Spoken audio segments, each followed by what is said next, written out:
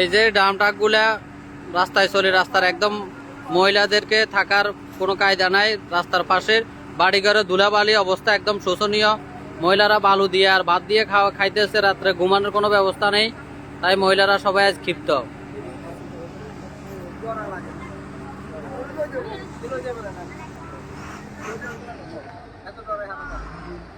বৈধ বালু গাড়ি চলবে না, রাস্তাঘাটের অবস্থা খারাপ এবং রঙ্গুলিয়া বুমিন বাজার থেকে বুইয়ার পর্যন্ত পরিস্থিতি অত খারাপ। রাস্তা ডাবাল আছে, আমরা গাড়ি ঘোড়া চলে যেতে পারি না, মানুষের বাড়িঘরে থাকতে হয় না, রোগের অবস্থা খারাপ, কাশানির কারণে মানুষের ভাত খাইতে পারে না, এমন পরিস্থিতি হয়েছে।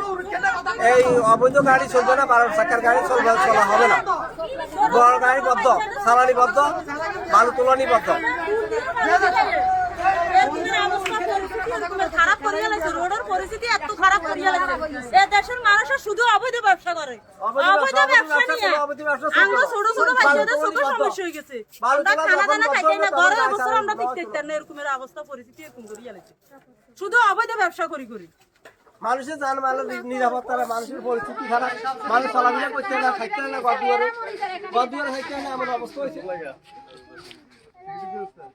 অবৈধ বালুর গাড়ি চলবে না, অবৈধ বালুর গাড়ি চলবে না, অবৈধ বালুর গাড়ি চলবে না, 12 চাকার গাড়ি বালুর গাড়ি চলবে না, 12 চাকার বালুর গাড়ি চলবে না, অবৈধ বালুর গাড়ি চলবে না, 10 চাকা বালুর গাড়ি চলবে না, 10 চাকা বালুর গাড়ি চলবে না, অবৈধ গাড়ি চলবে না।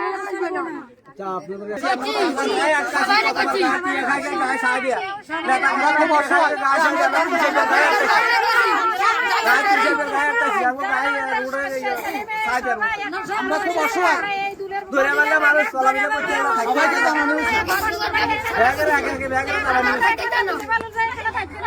আমাদের কোথায় কোনো জায়গা নাই, আমরা কোথায় যাই থাকবো এখন? এই গাড়ি আমাদের বন্ধ করা দরকার এই জায়গা থেকে।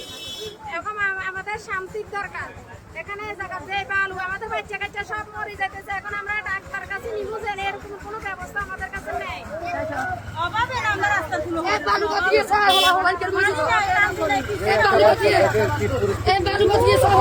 কোনো থাকে না, যে আমাদের মুখে পারে দেখেন, তাদের শরীরটা দেখেন, এই দেখেন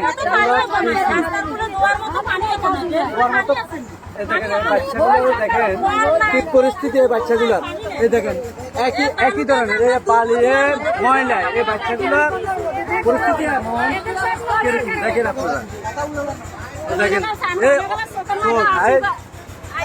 সবার চোখের সমস্যা, অবৈধ বালুর কারণে বাচ্চাদের চোখের সমস্যা, চোখ অসুখ, মুখে বিচি ফাঁচড়া, খুব অবস্থা খারাপ।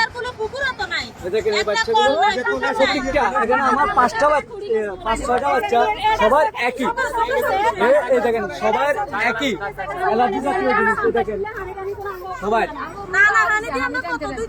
এই দেখেন এই বাচ্চাগুলো কি অবস্থা।